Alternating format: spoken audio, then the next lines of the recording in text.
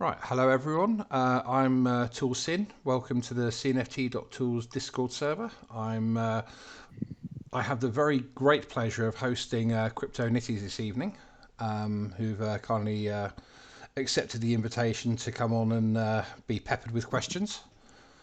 Yeah, thanks for having us. Yeah, it's a pleasure. So, I mean, like you guys have been around since pretty much the beginning. Yeah. So around February, March was when the project started, and then our first mint, if you discount all of the test mints that we did, the our first mint was in April. It didn't go so well because we got hit by an insane amount of Yeah, bots and crazy traffic. I can't remember the exact number, but it was like 300,000 hits or something within yeah. 10 minutes. And then we fixed all of that and we launched again in May. So yeah, Yeah, been and here a while. just to be clear for the people listening, that's February and April 2021, not 2022. So, Yeah, 2021. yeah, Yeah, I mean, you weren't the first project, but you were no. certainly, in the first, I want to say 10. So it depends. In terms of big projects, right? 10K projects. We were the third project. I think we were actually the second project to get all of the mints out because, of course, Cardano Bits had this like long lag between getting all of their stuff delivered to people, Yeah, right? But we were the like when Alessandro built the amazing Space Buds drop, it wasn't there wasn't like the level of traffic around that we had. So like we were trying to model our drop back then around what Alessandro did with Space Buds. But obviously, like even Alessandro said at the time, like you would not be able to do a Space Buds drop in that style again because there was like no bot mitigation and all this kind of yeah, stuff. yeah. But that's how early we were really, was that we weren't even thinking about bots, you know? Oh, I mean, I totally agree. I mean, sort of like working with Cardano's back then as well. Like, Yeah. I mean, the anniversary of our first attempted drop is actually in like 3 days. All Um, right, yeah. and we had a couple of hiccups and we had to pause the sale and then it went back on like a week later. But Yeah. we took like 3 4 days to sell out, Mm. and it was Yeah. just so nice and chilled compared to how it is now. You could log on, you could mint a couple, you could have a chat, you could have a party. You mint a couple more, and it was a great party atmosphere. Yeah, it's totally different back then, wasn't it? And Yeah, going back through the Knitties chat, like from back in the original Mint days, um, there's some brilliant lines in there from people saying, "I've had to wait 10 minutes for this NFT to arrive." It's really annoyed. People were just really annoyed about that. And of course, now we're waiting like 10 hours sometimes for these things to come through. oh dear, yeah, it's crazy times, that's for sure. Yeah. What got you started in sort of like Cardano and getting into NFTs and then making your own project? What was the driving force behind that? Right. So I guess a bit of background about me. I'm Andrew, by the way, from the Crypto Knitties team. Adam should hopefully be joining us at some point. Um, so my background is that I've been working in the games sector for about 20 years as a consultant, as a technical art consultant, and I'm also a practicing research academic. So I teach in universities around Europe, currently based in Manchester in the UK. And basically, I've specialized in technical art and tool development for a long time. And one of the things I've been specifically developing over those 20 years is the kind of tools now that we see being used in the NFT space, generative and procedural tools for game studios, essentially. And the way that I got into Cardano and the way that this kind of clashed or collided with the Cardano and crypto space is I'm not, I haven't been a crypto guy at all ever until January 2021. I wasn't interested or anything. A friend of mine just said, look into this. I'm sure you'll like it. So I got some Cardano. And then SpaceBuds happened, and I started getting messages from people who were into Cardano saying, hey, we know you make tools for this kind of stuff. Can you build tools that generate metadata and like 10,000 combinations out of a set number of predefined assets? So that's what kind of introduced me to NFTs on Cardano, and it was kind of like, well, actually, I've got all the tooling and the knowledge for this kind of stuff already. So it's kind of like I don't know, perfect storm or whatever, but just lots of the right things happening at the right time. And I put out one image of my test, like it was a test image. I put it out on Twitter, and I just got so many messages back saying, "Where can I get these things?" This is like the prototype Knitty, as it were. Nice. And then I just thought, right, let's run with it. Yeah, I mean, and run you certainly have. I mean, like a year later, like having a quick look at your website, there's March 21, Knitty's founded. April season 1 dropped and sold out in May. Then July there's something else. Then July, August, and Yeah. there's just a whole list on the website of all the different drops and a lot of the different things that you're being up to. It takes a minute just Yeah. to read it, let alone talk about it. Yeah, we've definitely been active. There's a lot of stuff that isn't on there as well. There's some really interesting little tech developments along the way. So in July, we worked on our API, our gamification API, which is called Ludo Token. And right around then, that was when all these projects were starting to talk about games, game utility, and all that kind Yeah. of stuff. And then, if you recall, I don't know if you recall, but people saying, right, when's the game going to come out? And people saying, well, Yeah. we can't make the game until smart contracts. And smart contracts just got blamed for everything. Like, oh, we can't do that until smart contracts. And Adam and I were like, hang on, you don't need smart contracts to do this stuff.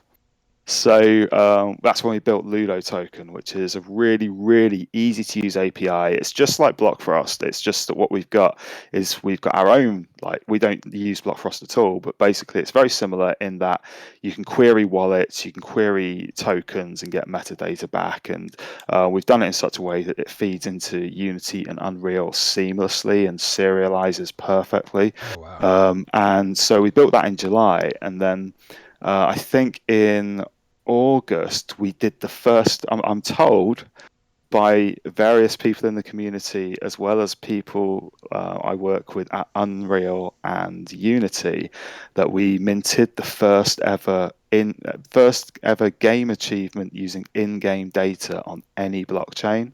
Wow. And that was back in the Nitty Nook Alpha days. So that was back in August.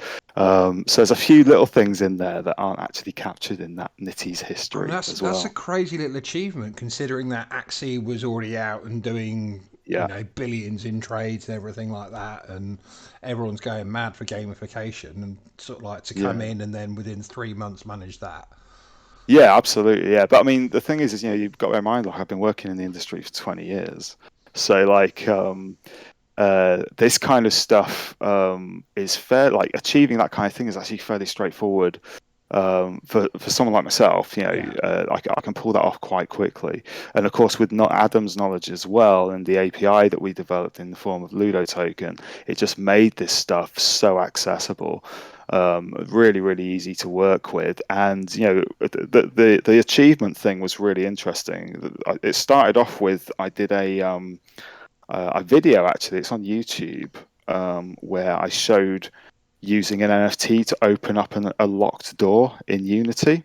So I did like a whole video demo showing that off. Yeah. And then what I did is I hooked up to Patrick's API for NFT Maker Pro, and I fired through some live game data to it to mint some fungible tokens. And sent them out to a few people who had sort of assisted on that journey. And then what I did is I put out this alpha with this function where you perform some physics puzzles, and when you where you completed the last puzzle, it took a selfie. Right, so it'll take a selfie from the game engine. It would put a load of graphics over it. It would fire it up in base 64 format to NFT Maker Pro, and it would send you back an address to mint that NFT from, essentially. And I just put that out there and kind of like went to bed. And then the following morning, it was insane. I had DMs from people from Epic. I had DMs Oh from wow. people from Unity saying, "How are you doing this?" Essentially. So yeah. Yeah, that's crazy times right there. I mean, when you got Epic and Unity knocking on your door, then you know you've done something Yeah. right. Yeah, well, I think it was just that it was different. It wasn't like it was hard or anything. It was just a case of putting all the jigsaw pieces together, putting all these different systems together and saying, you can do this, essentially. The alpha was also really interesting because it had other CNFT projects not involved in it, but we were looking for not just Knitties in people's wallets, right? We were looking at other projects as well, Yeah. and the game would. It was a very basic alpha. It was just a test to see if we could do this stuff. But the game content would change depending on what NFTs you had in your wallet, essentially, which was pretty Oh, cool. yeah. That's Yeah. that's that's really cool, actually. Yeah, so we were looking at, I think it was like 7 or 8 different policy IDs back then. Um, so yeah, so from a variety of different projects, and yeah, it's pretty cool. Yeah.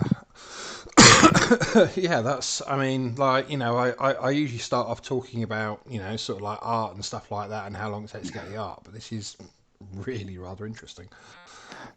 Yeah, absolutely, and then many other projects have gone on to use this stuff as well. So there's lots of other projects who are doing.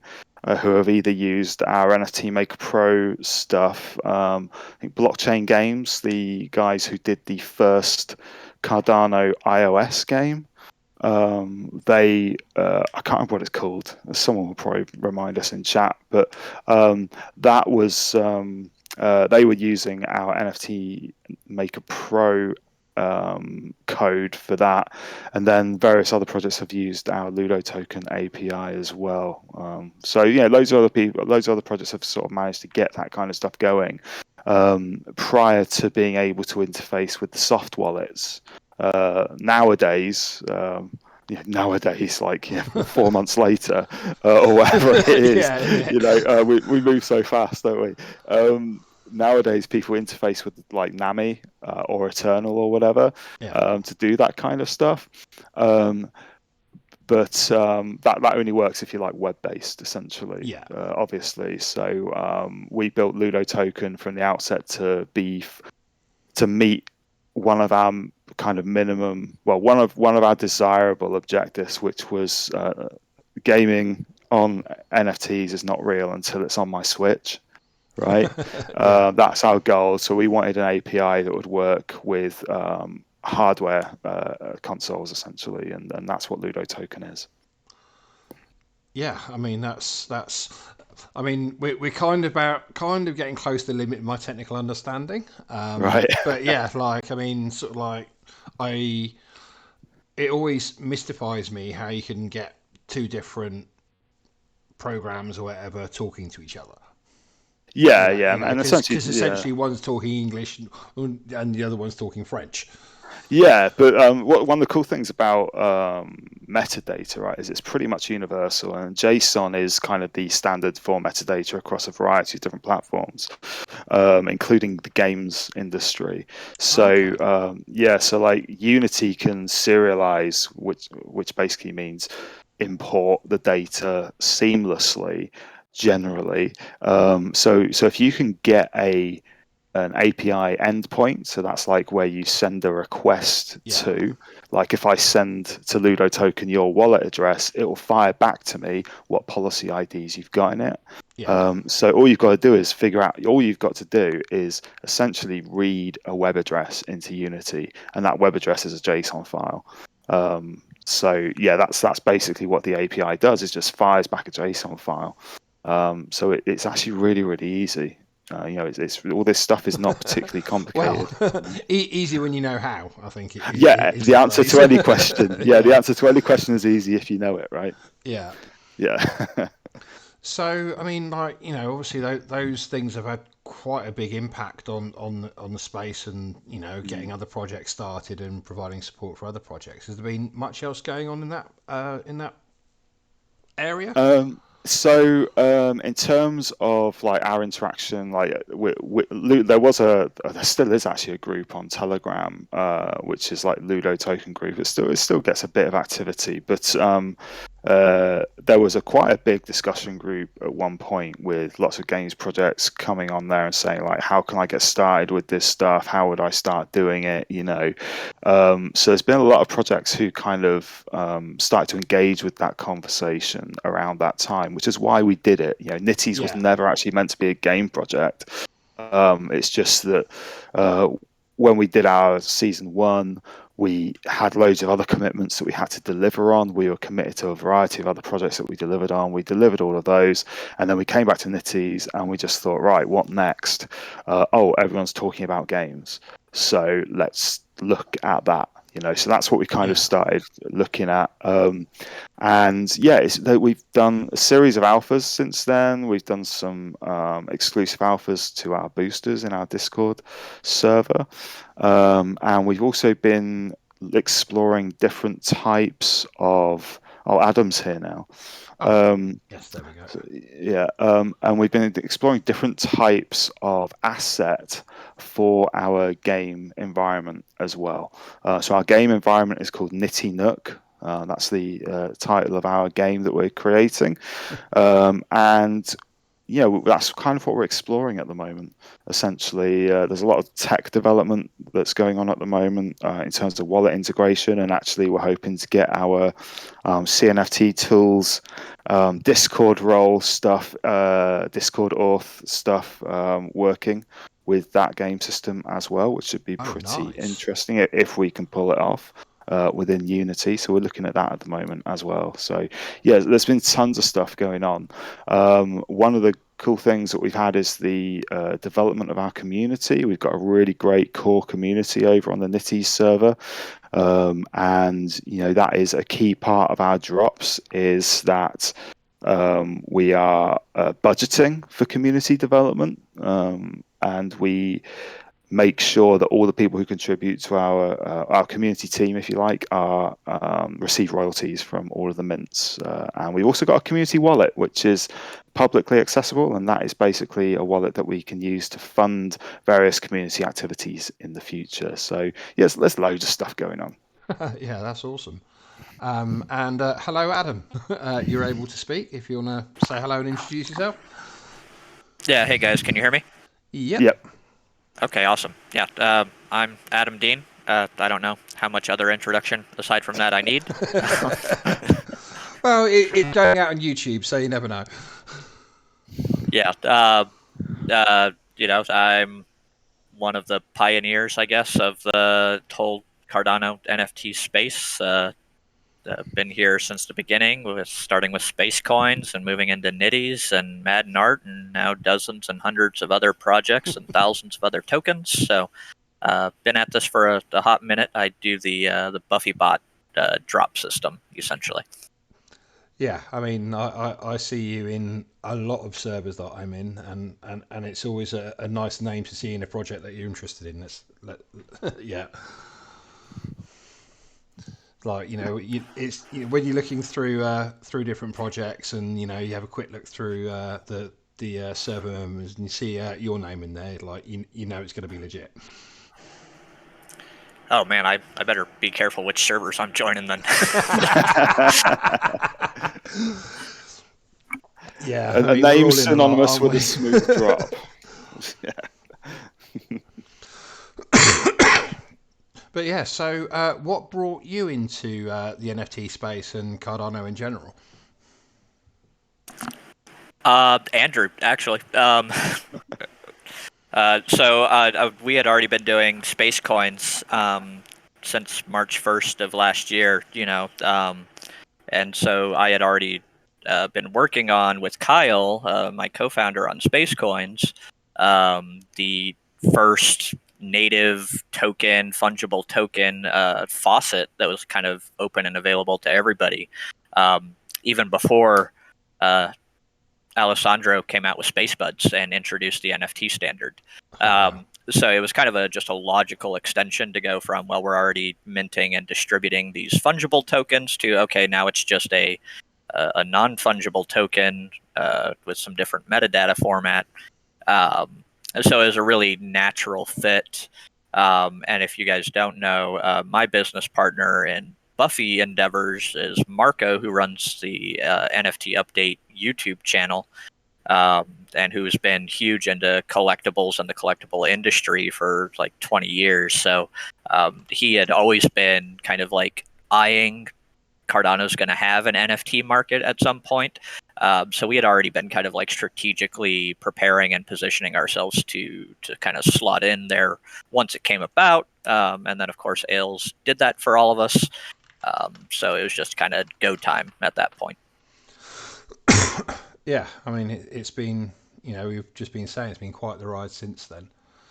Like, what's been your guys' favourite moments over like the last year and a bit? I I know think, it's not one I've asked people before, but I thought I'd throw it out there.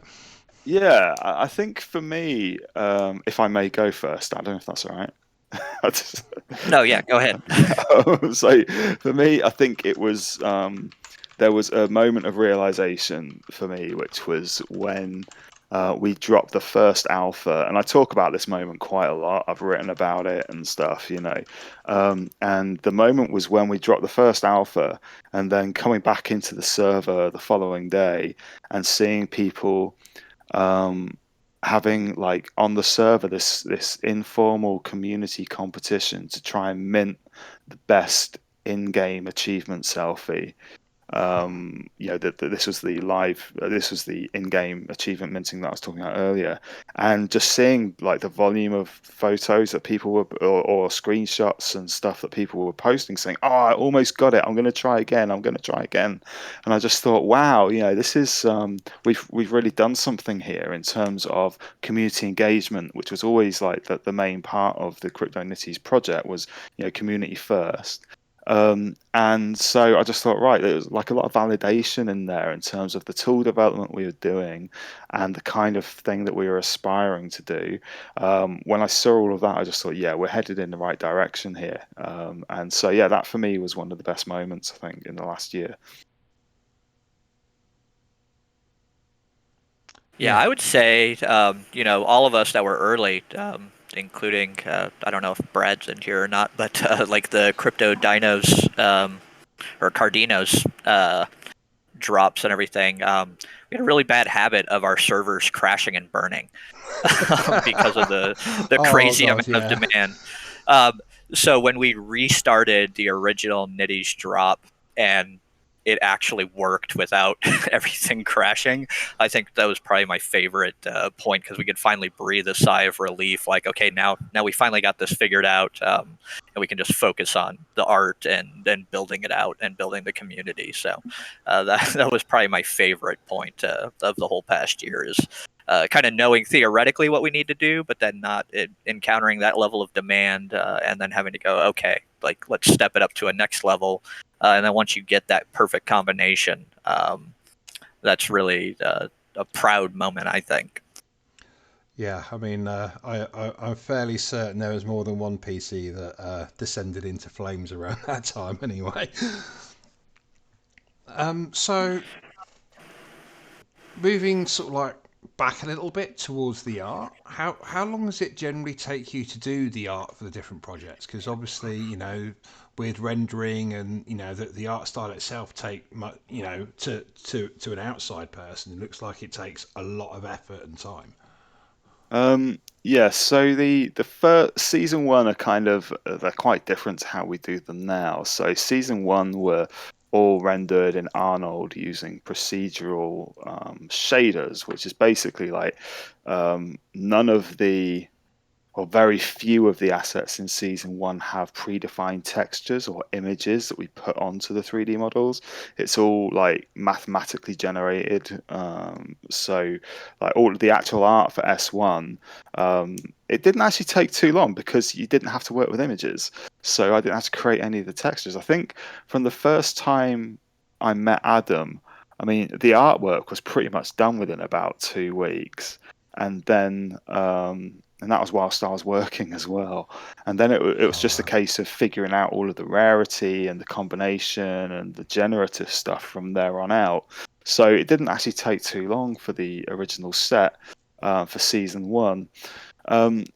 But the rendering, yeah, that took a long time. So you might be setting up for a render for like 20 minutes per asset. So that can take a bit of time. Nowadays, of course, with the we're outputting AR ready 3D files. We're not rendering them specifically. We do a bit of rendering, but actually most of our stuff is real time now, so we don't actually have the rendering overhead anymore, which is pretty awesome. So yeah, that's saved a load of time. We do still render some stuff, so our S2s are all rendered, like they all come with high quality renders. But our latest drop, Knittimals, that was all in-game data that was output. All of the PFPs, all of the thumbnails, the wallpapers, the GLB files, the AR ready GLB files. That was all output from the game engine. The actual art for that took quite a while. It was probably about 3 months of art development, but that's also because I had a newborn at the time and still do. He's only 12 weeks old. So we've I was basically working with him on my lap, and we that's the reason that art took a little while, because I was doing it in like the odd hour here or there. But in terms of outputting the actual final NFTs, like the actual data that went into the NFTs, I think I've shown a video of this generating on Twitter actually, and it's basically about 160 a second. Wow. And it's so fast that my SSD couldn't keep up with the saving of all of the files, right? So I had to put in this sort of lag in there, this little pause, and check to see if the previous file had saved. Yeah, in terms of generating them, it takes no time at all now, because we're working with completely real time data. Obviously, you've got to model everything. And that's the thing that does take the time at the moment. But it doesn't take, in all honesty, going back to something we talked about previously, I've been working in the industry for 20 years. It doesn't take that long, for me to do that kind of stuff. So yeah. Yeah, I mean it's quite different for me to get that answer actually, because usually people will say most of the time when I ask the question, it's a case of we came up with the concept, and then a month, 2 months, 3 months later we had the art together, and while we're doing that we're building community and so on and so forth. And Yeah. everybody likes to emphasize how much time they've spent working on all the fine details and everything, whereas Mm. for you guys that was considerably simpler. Yeah, absolutely. I mean, like I said, like I've been doing this for a very long time, technical art type stuff, for nearly 20 or over 20 years now. And yeah, it was just like it's kind of like the ideal space for my kind of skill set. It's really is just the ideal space for the kind of stuff that I do. And yeah, there are times when, like our latest S2, which was called Raven. This is the May the 4th drop that we did, which is really, really cool and incredibly well received. That one, I think we discussed it on the Thursday night, and then I worked on it Thursday night. I worked on it Friday night, and it was finished. So it just didn't take too long at all, really. But then that's not because it's like easy. It's just because I guess I know what I'm doing, kind of Yeah, thing. It's like, yeah. Well, I yeah. think there's probably another important point there too, and that is that this, particularly with Knitties and trying to build towards this Nook kind of game world, um, a lot of our decisions go into like how can we easily iterate on this, right? So we're not really kind of spawning a whole new character or concept from the ether. We have the knitty shape and the knit texture. So that kind of simplifies a lot of those things and allows us to focus on more of the fine details. it's like Andrew likes to include a bunch of Easter eggs usually in the little outfits that the Knitties are wearing, pins on their backpack or things like that. We can focus more time on that because we have this kind of base character.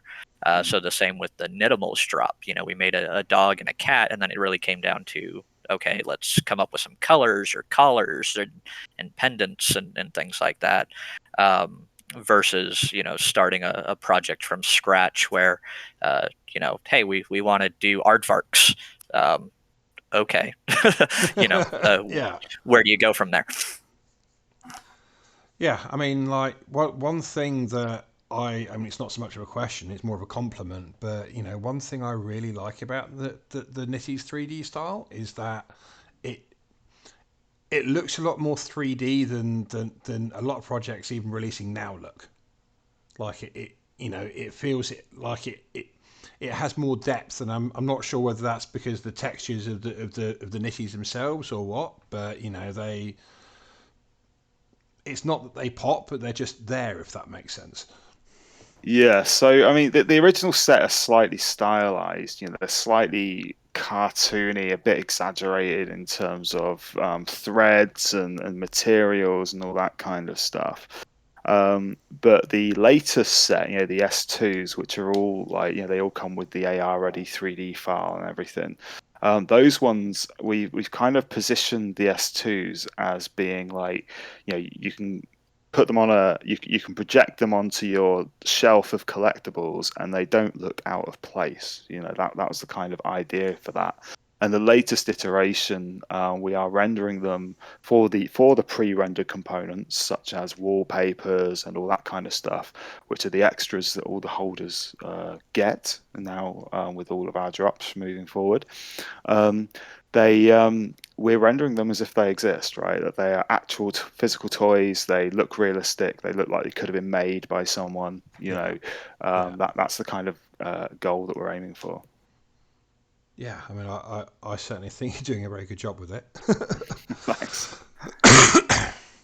So we've mentioned a few times about games and things like that going on. What is the Nitties game going to be about? So it's I suppose we've got some thematics, and there are some things that we are keeping a bit close to our chest. I mean, we were quite an open project, especially with our boosters on the Discord server, on Nitty's Discord server.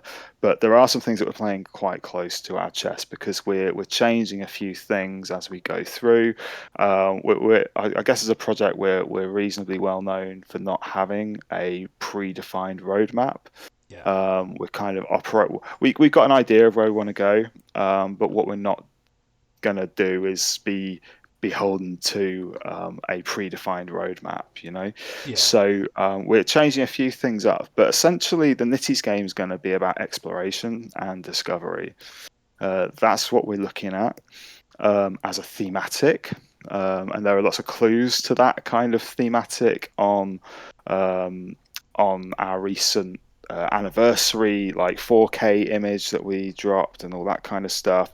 A lot of the materials that we're putting out there now are about exploration and space and all that kind of stuff. Not space as in outer space, but space as in the room to yeah, explore and the room to discover. And we're working on some really, really interesting stuff involving the various mechanics that I've been working on and we've been using and integrating into our NFTs, and we're sort of employing those same tools into things like world generation and all that kind of stuff. And that's probably as much as I'll say with regards to that. But it's really, really cool, really, really interesting stuff, and it's super exciting at the moment. But essentially, if you can imagine, like there would be a hub area which is common for everyone, like I suppose what do they call them in RPGs like Diablo? You've got like Tristram, which is where like your home is and yeah. Like a stuff, right? Nexus type base type. Yeah, yeah. Yeah, So we've got that. We're going to be developing that. That's Nitty Nook. and that's going to be where all the market is. Your skateboard shop or whatever. That's all going to be there, and potentially when we integrate multiplayer later on, that's where like the lobby will be and all this kind of stuff. And then there's going to be this far-reaching sort of outward-facing stuff going on as well, and that's kind of what we're exploring at the moment, which is probably the most exciting part of the Nitty Nut game, I think, moving forward. Yeah, I mean, I'll look forward to that one. I think I do enjoy exploration. I mean, I like action and fighting and everything else. Just Mm. like the next person. But a lot of the games that I've enjoyed playing over the years have all included at least an element of exploration.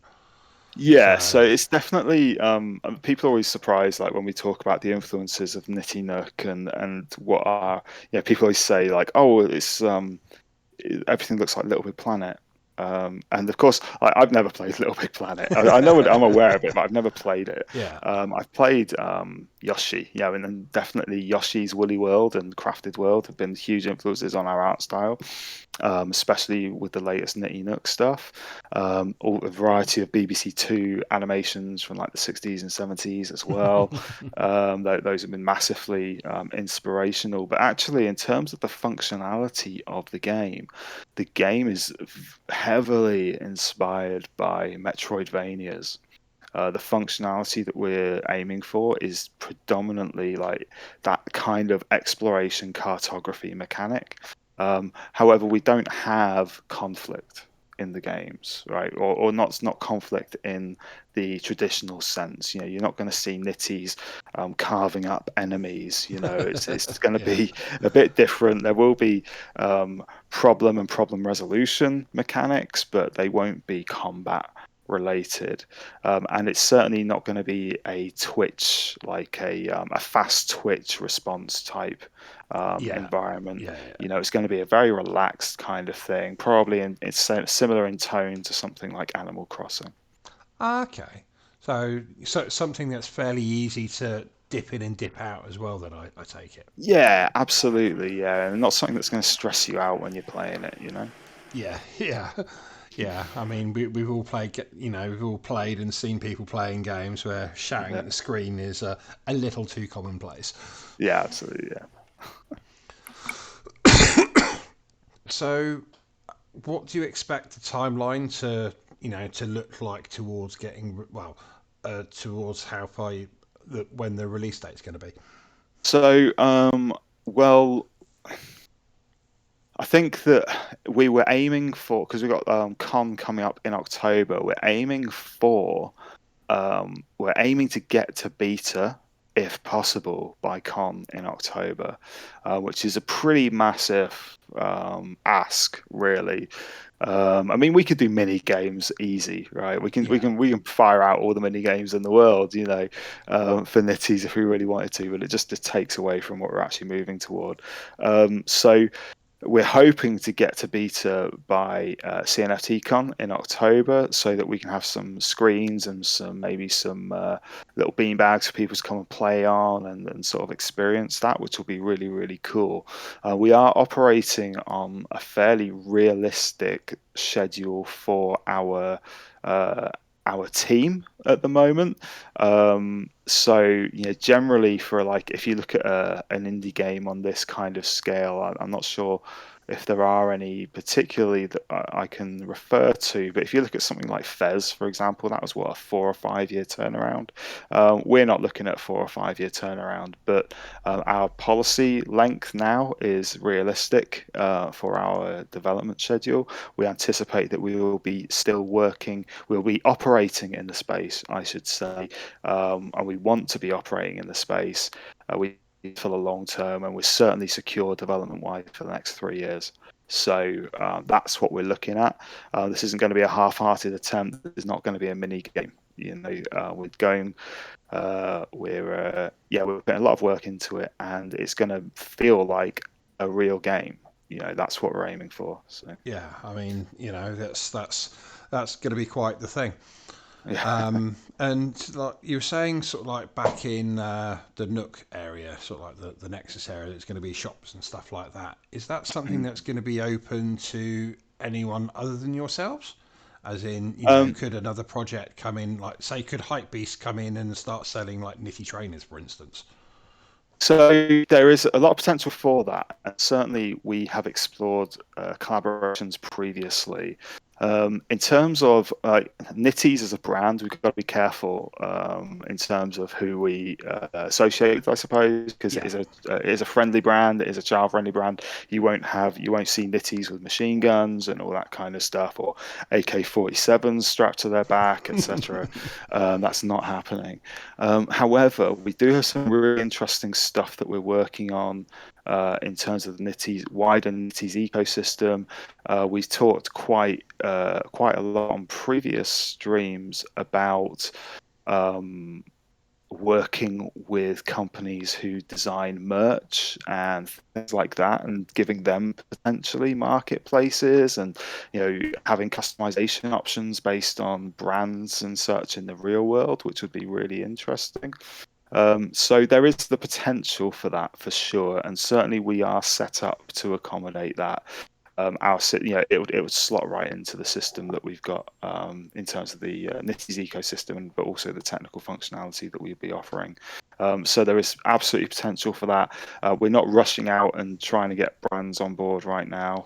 We're working currently with a couple of smaller CNFT projects and doing little collaborations, like with the Knittimals project. We worked a little bit with the Dracano server, which is a very small server, really, really close knit community, and it was it was a great pleasure working with them, and it was great to be able to get some of their artwork onto our Knitties. So we're quite keen to work with some smaller projects right now, and hopefully giving them a bit of a boost, but also expanding the scope of the Knitties project gradually as we go as well. So yeah, I guess that's a long answer to your question, but essentially, yes, we are looking at that kind of integration and interoperability with other projects.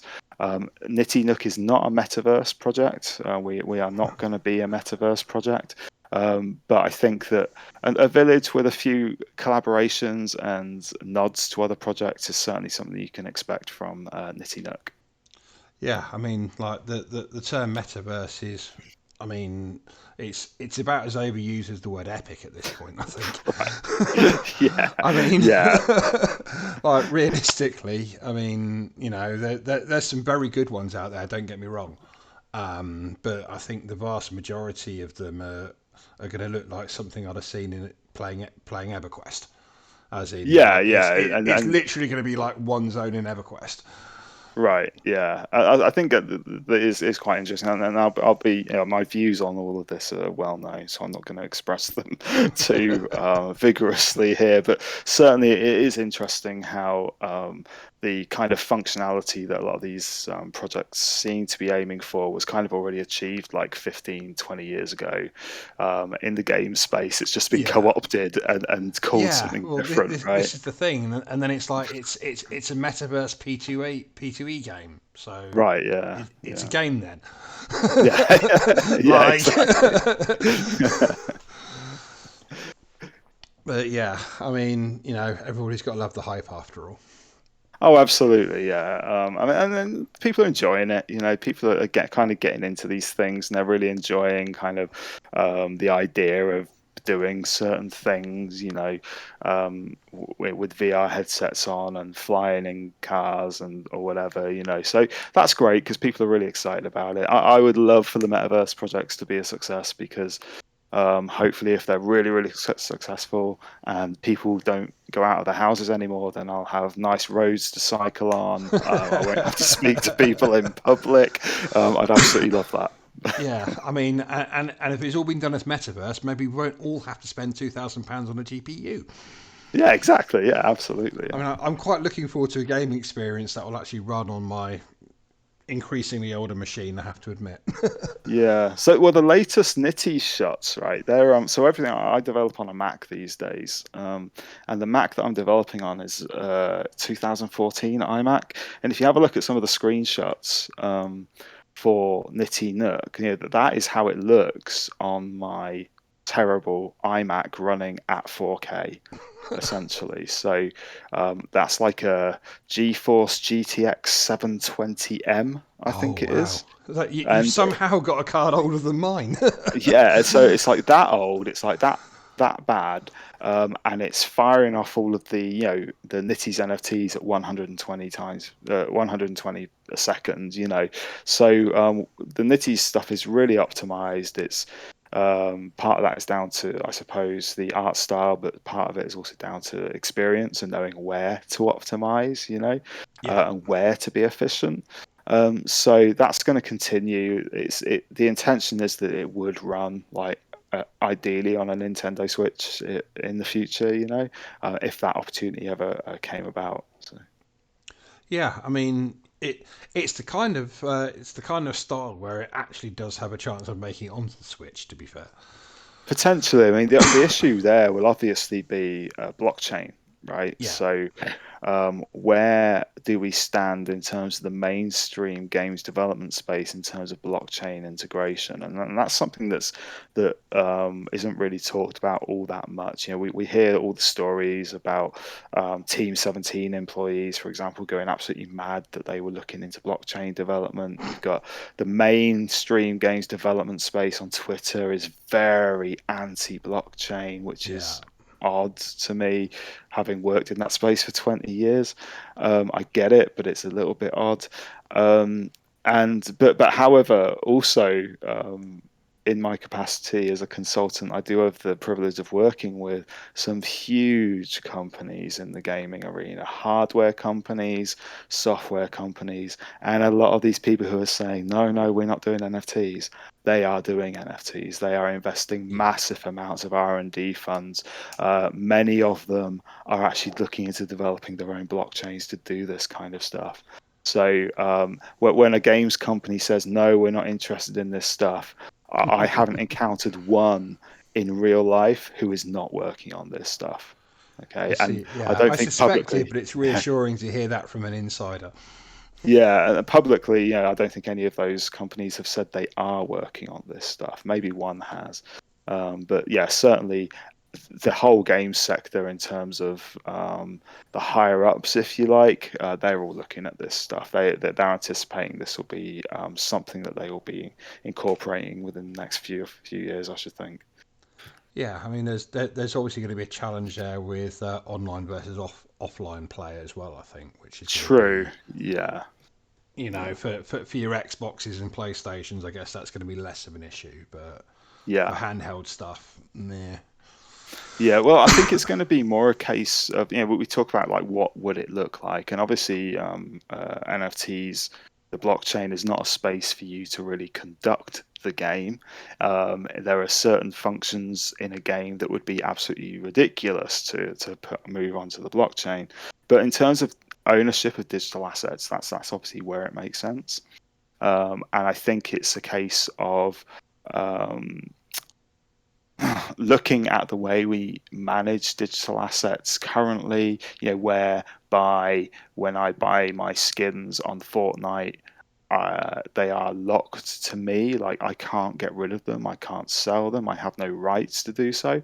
And it's more a case of moving away from that kind of model, and moving towards one that empowers the consumer, Yeah, whilst also affords development studios an ongoing income stream in the form of royalties, whereby they perhaps are even encouraging their audiences to trade skins. Yeah, so going from yeah, one side of the argument, or coin, where people aren't able to do that stuff because games companies don't let you do it, to the other side where games companies are saying, hang on a second, we can secure an ongoing income stream if we continue to support all of this digital content and encourage people to trade it between themselves, which is like completely opposed to the current model.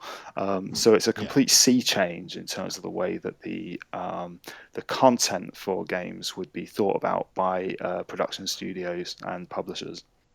Yeah, I mean, it seems to me like it would be a very good alternative to microtransactions. Absolutely, and I would say it would, it's a very controversial subject in mainstream games development circles, but the fear is that this would become microtransactions. But actually, I think a lot of people see NFTs as a way out of the existing microtransaction model, moving the or empowering the audience more, or the consumer more, whilst also offering that microtransaction opportunity to people. Games companies don't lose anything, but the consumer base gains everything. Yeah. You know. So, I mean, I've been monopolising you a little bit, but I have had a question sitting in the back of my mind for Adam since I found out he was coming Okay. on. It's Right. not strictly Knitties related, but in a way, I guess. Have you got any idea when we're actually likely to see a proper mobile solution for the apps? Um, Probably in the near future, honestly. You've got Eternal now kind of moving in that direction with their native browser support. So you can actually buy from like jpeg.store Yeah, via the Eternal mobile app today, as far as I yeah, understand it. I yeah, haven't interacted with it. Um, and that's really what you need to do. Um, the problem is a lot of our quote unquote dApps were missing the D part. Um, yeah, and so they weren't actually decentralized. Nobody knew how to properly, build their own browser to browse listings on JPEG Store and subsequently create a transaction that would pass validation, which is kind of what you need, right? And the big problem with a mobile solution is you have to have some sort of a native browser built in to the wallet because things like Chrome on iOS and Android don't allow you to have browser extensions and things that can read off. Um, because you want to be really explicit for security purposes yeah, there.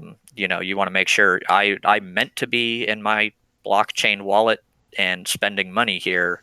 You don't want any random app just piggybacking into Chrome and being like, "Hey, just type in a password and it'll yeah, probably be fine." Um, yeah. I so, mean, I have to admit uh, that's why I've not gone anywhere near anything on my phone. Yeah, so it's a little bit chicken and egg, but it seems like we're getting there, and the community is finally starting to have those discussions, especially around this whole like, are we going to see OpenSea come into the Cardano NFT space?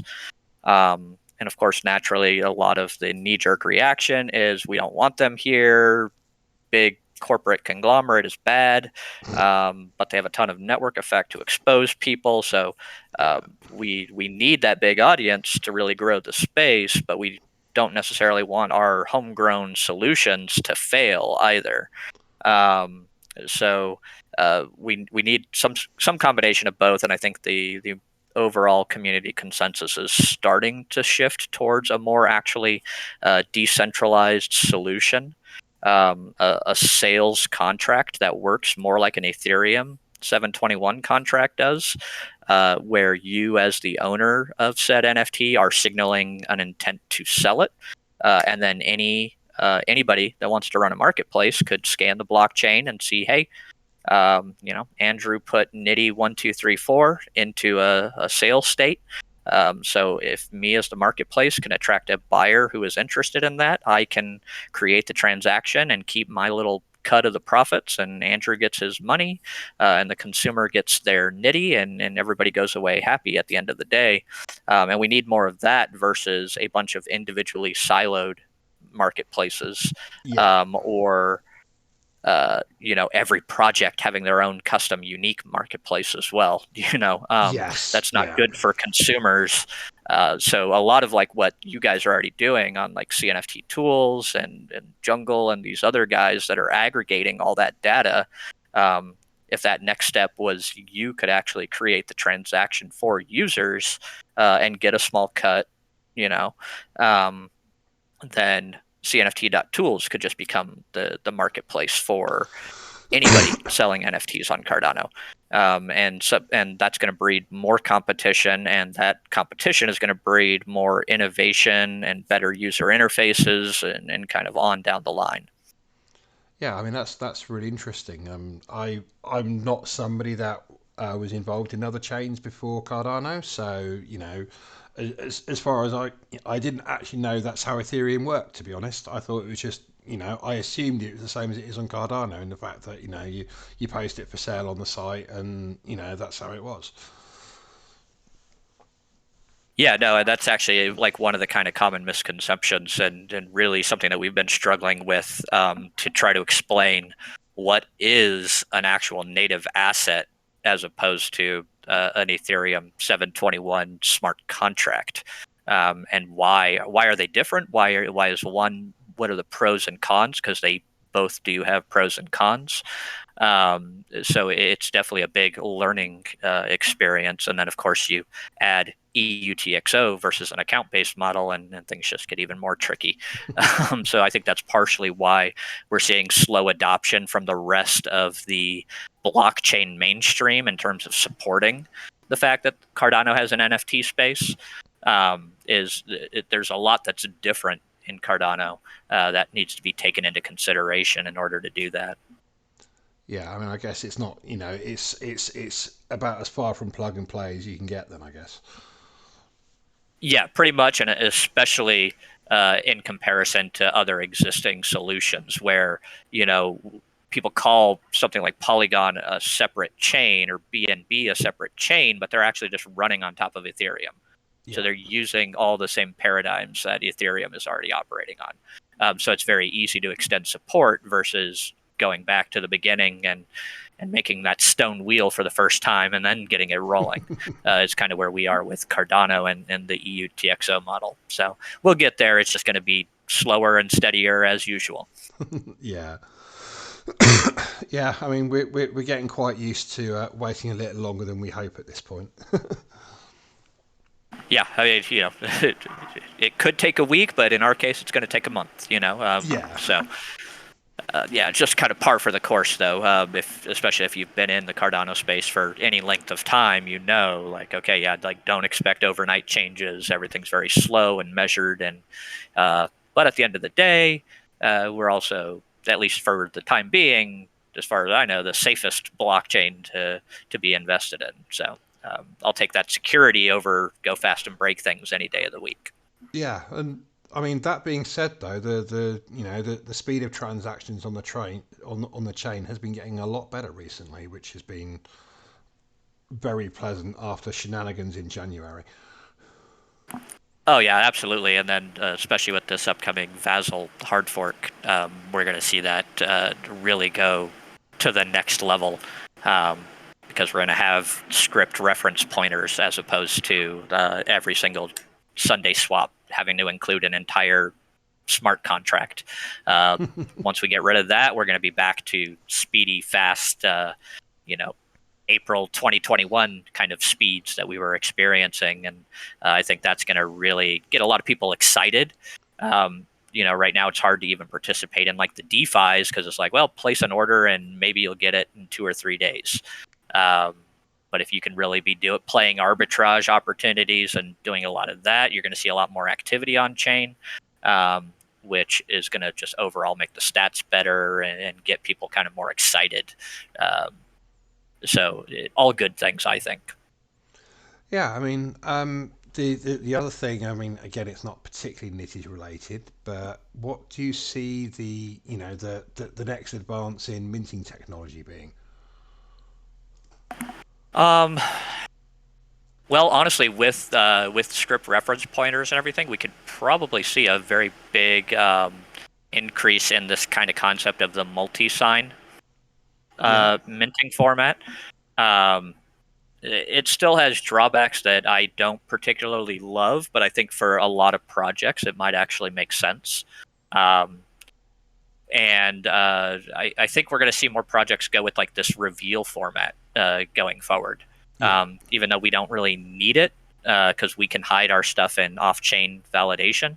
Um, this reveal format to kind of play with and control the market a little bit is probably going to be the way things or more and more projects start to go. I'm thinking of like Ada Knots and their recent Yeah, success. yeah. I'm They've had quite a big fan of that project myself.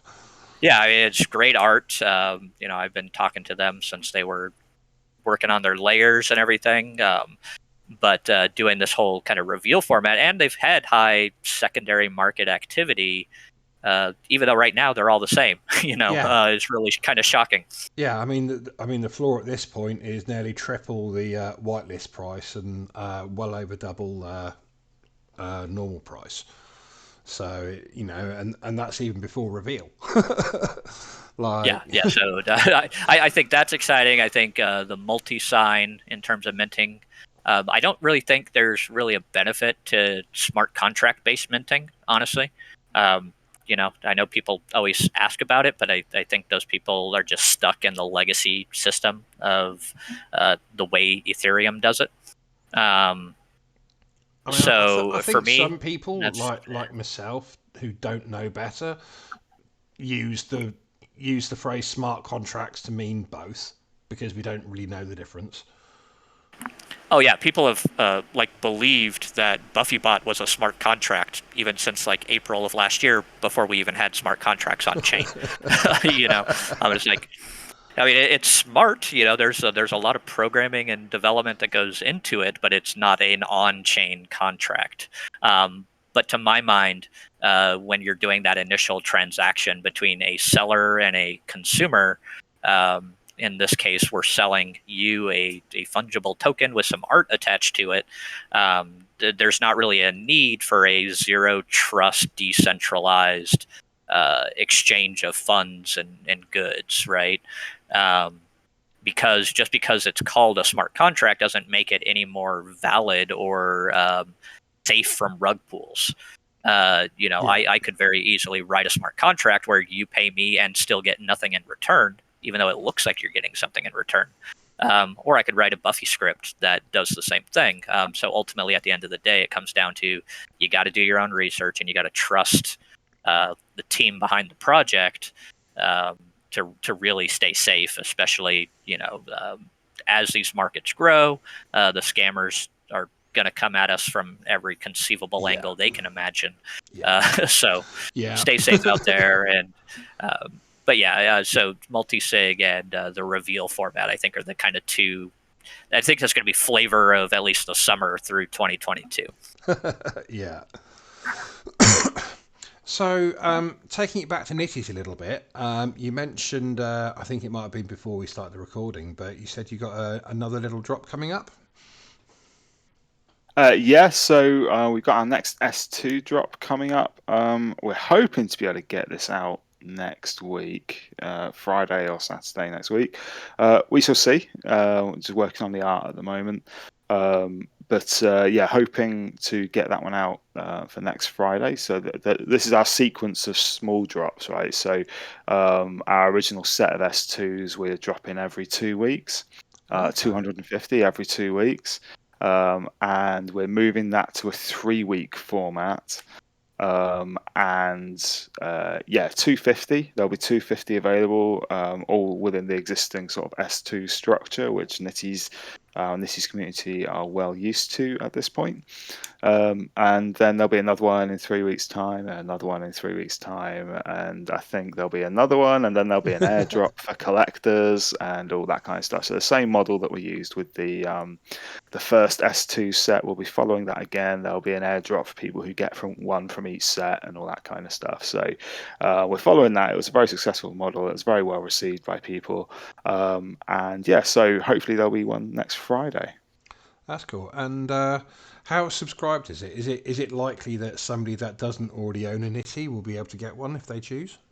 So we are using the role system, actually, the CNFT tools bot system to use roles to essentially authenticate into the drop. So essentially, what that means is that you have to be a Knitty holder to be able to participate in the S2s.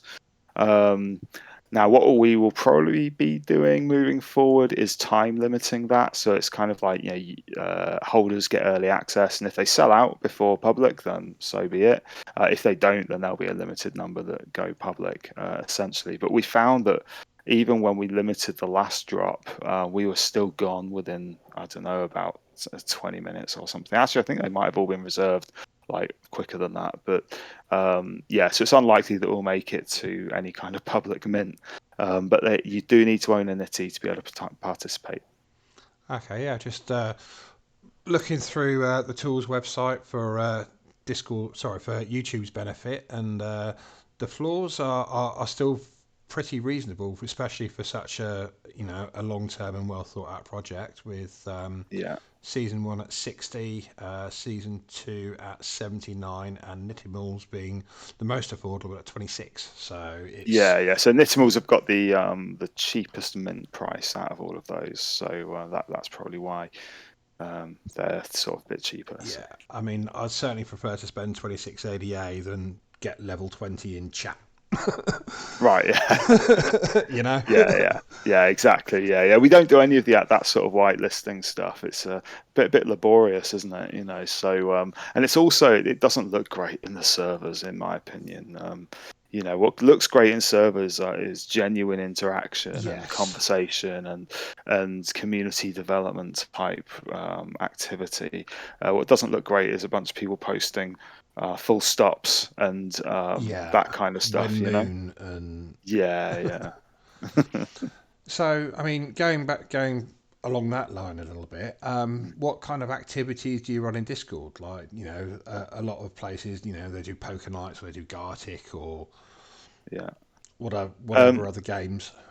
Yeah, so we do quite a bit. We've got a community manager now, Jacket Potato, who runs several activities. We've got a mod, Burnt Toast, who is really good at onboarding new people into the community. The kind of stuff we do, there's some formalized stuff that we do in terms of competitions. We did a meme contest recently.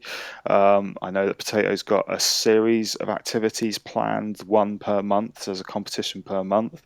And there's also been some really great community driven stuff as well. So we had the Knittimal pool party recently, which was people photoshopping their Knittimals onto this shot of a swimming pool going on, and that was really, really cool. That got a lot of action on Twitter, and loads of, I don't know how many Knittimals there are in it now, but there's quite a lot of Knittimals on it. That's looking pretty cool. We've also got our new community engagement schedule, which is going to be starting in June. So we're starting a new Twitter space called Game Watch, NFT Game Watch, which is basically deep dive technical conversations with specific game projects in the NFT space. We've got the following week, that's followed by community activity in the Discord server, and that will be competition type stuff. Perhaps it could even be games. We've had some games nights and such, a variety of different games that the community are involved in. And then we've got dev streams, which is something that we've been doing quite regularly actually until we had our baby here. We were doing it every week actually. We're doing a dev stream every single week, dev stream and AMA every week. So that's going to be, we're not going to be doing those as frequently, but basically there's going to be a community activity happening every single week from June onwards. We're planning out the next 3 months essentially, and making sure that we've got something in for every single week going on in the server or on Twitter. Yeah, I mean, I'm sure that's going to keep everybody very busy and also very happy. Yeah. I usually say this quite a lot earlier into an AMA, but if anyone's got any questions, feel free to fire them into NFT chat. The conversation's gone quite so well. I haven't seen time going quite so fast in a while, actually. It's almost like we're in crypto land. Yeah. But yeah, was there anything else that you guys wanted to touch on at all? Have I I missed think it'd anything be glaringly obvious? um, it'd be quite interesting just to really touch on my Nook at the moment. So Ooh, we have on the website, there is an area where you can log into. So it says login at the top. yes. and that's using the CNFT tools system and the Discord OAuth system. Adam's coded all that in, and Adam can talk a lot more about that, I think. But Knitties holders can actually go onto our website, log in, and they all get customized content based on the Knitties that they have in their wallet. So Nice. there's like downloads that you only get if you own certain Knitties, right? So that's been a really interesting development, and like has allowed us to offer out of the box utility at point of mint to all ongoing Knitties drops. So that means that if you mint the S2 that we drop next week, then you'll be able to go on to MyNook and you'll be able to download desktop wallpapers, that kind of thing, extra images essentially, if you own that, if you own one of the S2s. Okay, so that's really, really neat. I Yeah, that think is it's very really neat, cool. actually. It's a really cool do it like for a project like ours where we've got so many assets. It's just really great being able to give people access to those through that kind of system. We're already developing them. It doesn't really take us that much more work to do the art assets. It's one or two extra renders if we need to do that. And we're just able to put them up there, and people get, they can download them onto their wallpaper, and they're really high res shots, and they look really, really good. So that's a really fantastic development for us, and obviously that's been made possible through the CNFT tools integration and the system that Adam has developed for our website, which is really awesome. Yeah, I'm sure the guys will appreciate the props there. I can't pretend to have any help in that at all, I'm afraid. But other than maybe a little testing here and there. Yeah, and the real neat part about that is that we can extend that utility even to something like Season 1 Knitties that have had their policy locked for a year and 2 weeks now. So we can add extras based on holding and owning. And we can add a lot of cool little extra side effects that are only available if you hold the asset, that proof of ownership of the NFT, that maybe don't make sense to be included as part of the NFT itself, like special posters or print editions and things like that. And so, yeah, the combination of the CNFT.tools wallet verification and then using that same tool set to use Discord login and then link everything together, we can add a lot of utility and functionality to native assets. Not a high degree of technical difficulty, to be honest. Then it's really just a matter of making sure that all the posters that Andrew creates are matched up to the right characters that you Yeah. may or may not own. But yeah, I mean, I'm sure everyone will appreciate, getting the NFT and then being able to go onto the site and, getting a big poster to stick on your wall or to give to your kids and say, look, this, I bought this NFT, but I got this and I can give this to you. Yeah, and some really cool stuff that we did with Knittimals. Well, I think it's really cool anyway. Is our main media asset for our NFTs is our 3D data, right? So you see your 3D, your AR ready 3D Knitty or Knittimal or whatever, and you can look at it in your living room and all that kind of stuff. That's our media. We're not a JPEG project anymore, right? Yeah. Our main media is the 3D asset. However, people still want PFPs, right? They still want images. So what we can do is we can provide those to you through the Nook system. So, for example, with Knittimals, we added like a PFP specific image, which was like taken from a different camera angle. The Knittimals were in a different pose position Oh, for the nice. shot, and we're just able to do that using our in-game system to output that stuff. We don't need to stick it on the NFT. You just log into the website with your wallet, and you'll be able to download that particular PFP image. So it's pretty neat. But also there's other things like Adam was talking about, the S1s and being able to add utility to them post mint, and this is a Yeah. great system for that. Like we can do things if eventually we like Knitties have been through so many art updates and iterations. What we can do is potentially we could actually allow people to be able to view their S1 Knitty to the new current iteration of the Knitties standard. We can get GLB files, AR ready GLB files for that, so that you can project your S1 Knitty into your living room, even though the S1 Knitty was never a 3D asset in terms of being true, pure 3D. You know, it's a digital image on the NFT. We can do things like we can generate PFPs for you from that data. We could generate pixel art PFPs for you from that data. We can generate sticker ready assets from that data. It's all stuff that we can do, we can add in the long term, to just continuously build on that utility, essentially, of any of the Knitties assets, essentially. Yeah, I mean that's absolutely mind blowing, to be honest. And I'm quite annoyed at myself that I've never got around to getting a Knitty yet. That's going to have to change, I think, fairly soon. But yeah, this sort of thing isn't limited to Knitties. I mean, we do this stuff because we love doing it, and we're very much a development project. We're a tool development project. You know, we develop things, we see if we can do them. You know, we're very much about exploring what is possible with the different skill sets that the team has and how they work together and integrate together to offer this really cool ecosystem to our audience. But actually, the kind of stuff like you know, being able to offer extras as part of having an NFT, right? You get an NFT and you get a bunch of extras, you get a bit of an exclusive membership type deal. I think that's probably what NFTs are kind of meant to be in a way anyway. Yeah, So I you would know, and agree.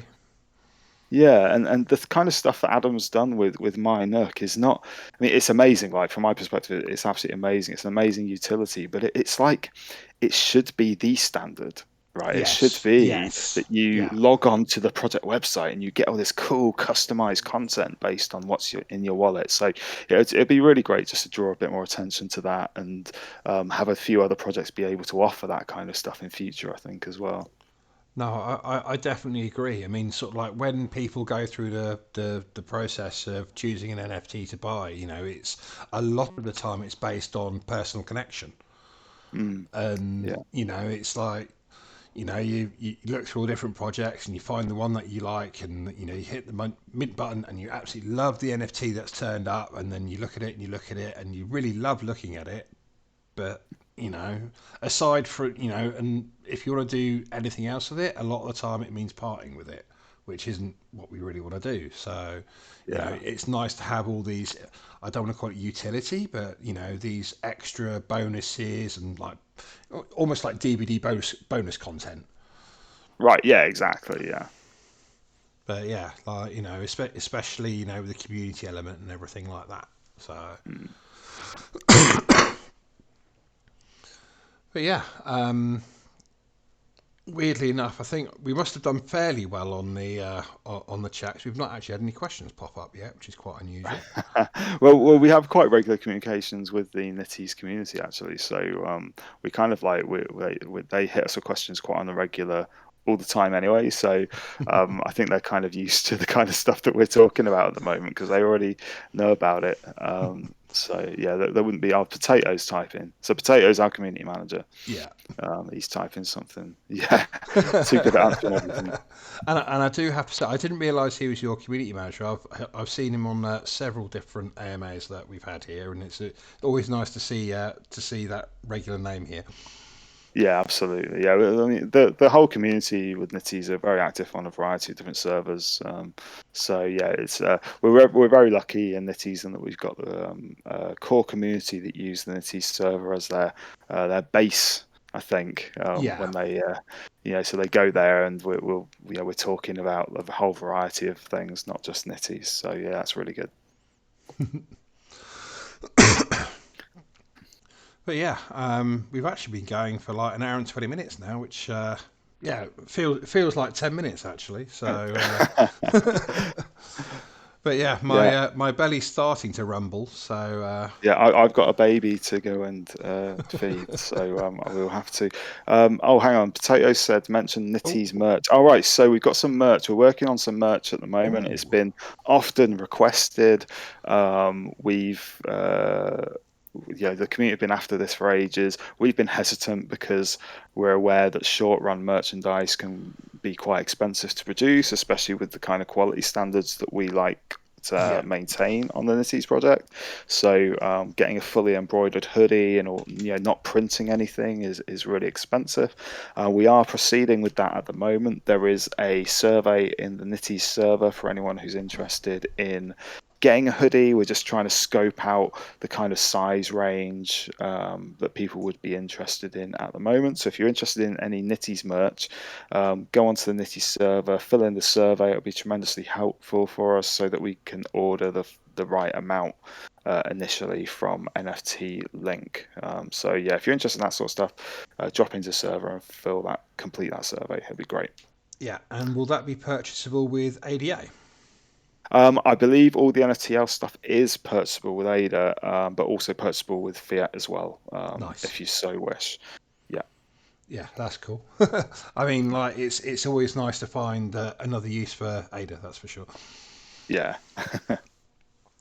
But yeah, I'd like to thank you both for coming out this evening. It's been an absolute pleasure talking to you both, and I've certainly learned a lot myself. Yeah, thanks for having us. And definitely thanks to everybody that's tuned in to listen. And if you're on YouTube, make sure you give us a like and a share and all the usual social media stuff. And perhaps we can get a few more people interested in Knitties at the same time. Yeah, that'd be awesome. Yeah. Well, thank you, everyone, and we'll see you all soon. Thanks, everyone. Thanks, Bye-bye. guys.